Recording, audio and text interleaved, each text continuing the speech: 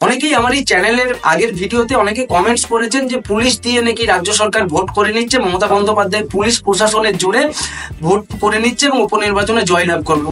যে কারণে আজকের আমার এই ভিডিও, বেশি বড় ভিডিও করব না, ছোট ভিডিও, আপনাদের সমর্থন সবসময় চেয়ে যাব। একবার ভাবুন, মানুষ কেন আপনাকে ভোট দেবে? আপনি বিরোধী দল, আপনার কাজ শুধুমাত্র কি সরকারের বিরোধিতা করা? পশ্চিমবঙ্গের বিরোধীদের আসল কাজ কি? পশ্চিমবঙ্গের বিরোধীদের এই মুহূর্তে আসল কাজ, বিজেপির কাজ হলো মমতা বন্দ্যোপাধ্যায় যে কোনো কাজ করে তার বিরোধিতা করা। বিভিন্ন প্রকল্প যখন মমতা বন্দ্যোপাধ্যায় চালু করতে চাইছে, তখন রাজ্যের বিরোধী বিজেপি দল কি করছে? সেই প্রকল্পগুলিকে বাধা দেওয়ার চেষ্টা করছে। তারা নতুন করে কিছু আপনাদের মানুষের জন্য কিছু করছে না। ধরুন 100 দিনের কাজের টাকা বিজেপি আটকিয়ে রেখে দিয়েছে। বিজেপির এই নেতারা কোনোদিনও আপনার হয়ে কেন্দ্রীয় সরকারকে বলবে না। 100 দিনের কাজের টাকা আটকিয়ে দিয়েছে, আবাস যোজনার টাকা আটকিয়ে দিয়েছে। এই কয়েকদিন আগে শুনতে পেলাম শিক্ষা দপ্তরের টাকা পর্যন্ত আটকিয়ে দিয়েছে এই কেন্দ্রীয় সরকার।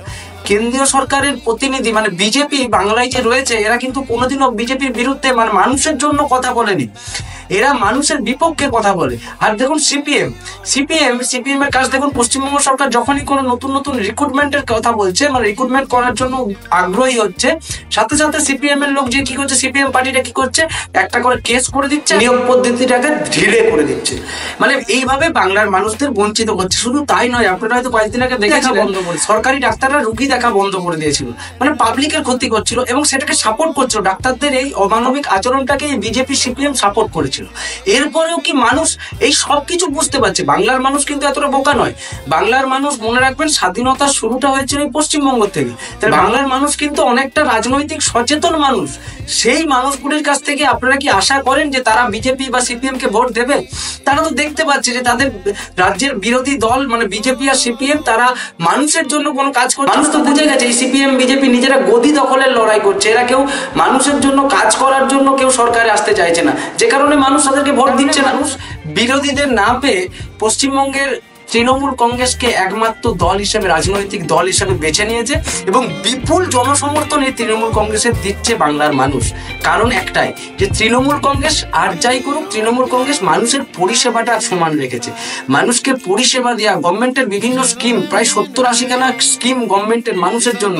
এছাড়াও 100 দিনের কাজের টাকা কেন্দ্রীয় সরকার দিচ্ছে না, তৃণমূল কংগ্রেস দিয়ে দিচ্ছে। আবাস যোজনার টাকা কেন্দ্রীয় সরকার দিচ্ছে না, তৃণমূল কংগ্রেস দিয়ে দিচ্ছে। শিক্ষা খাতে বিজেপি সরকার টাকা দিচ্ছে না, তৃণমূল কংগ্রেস দিয়ে দিচ্ছে। এই জিনিসগুলো দেখে মানুষ কিন্তু তৃণমূল কংগ্রেসকে ভোট দিচ্ছে। আর বিরোধীরা কি বলছে না, পুলিশ দিয়ে, প্রশাসন দিয়ে দিকে তৃণমূল ভোট করাচ্ছে। আমি কালকে তালডাংরা বিধানসভা, আমার পাশাপাশি তালডাংরা বিধানসভাতে আমি অনেকটা ঘুরেছি, সারা দিনটা ঘুরেছি। এমন একটিও বুথ দেখতে পাইনি যেখানে তৃণমূল কংগ্রেসের কর্মীরা সহ পুলিশ প্রশাসন যে কোনো ভোটারকে বাধ্য করছে তৃণমূলে ভোট দেওয়াতে। আরে ভোটাররা নিজেরাই বেরিয়ে এসে বলছে যে আমি লক্ষ্মীর ভান্ডারে ভোট দিয়েছি। কেউ বলছে আমার মেয়ের রূপশ্রীতে টাকা পেয়ে বিয়ে দিয়েছি, ওই জন্য আমি মমতা দিদিকে ভোট দিয়েছি। এবং ইভেন আমি এটাও দেখেছি, বহু বুথে বিজেপির বহু বুথের লোক নেই, এরা সংগঠন করেনি। এরা সারা বছরটা মমতা বন্দ্যোপাধ্যায়কে কি করে মিথ্যে কথা বলে বদনাম করা যায়, এর চেষ্টা করেছে। যে কারণে আজকে বাংলার বিরোধীদের অবস্থা একদম শূন্যতে পৌঁছে গেছে। সিপিএম তো শূন্য হয়ে গেছে, আর কিছুদিনের মধ্যেই দেখুন 2026 আসতে আসতে এই বিজেপিটাও শূন্য হয়ে যাবে। যে মানুষের কাছে একটা রাজনৈতিক দল ভোট চাইতে যাচ্ছে, কি জন্য না, ধর্মের জন্য। তার হিন্দু ধর্মের লোকেরা নাকি ভোটে দাঁড়িয়েছে, প্রতিদ্বন্দ্বী করছে, তার জন্য সমস্ত হিন্দুরা নাকি ওই একটা দলকে ভোট দিয়ে দেবে। এরকম দেখেছেন? রাজনীতি তো আলাদা, ধর্ম আলাদা।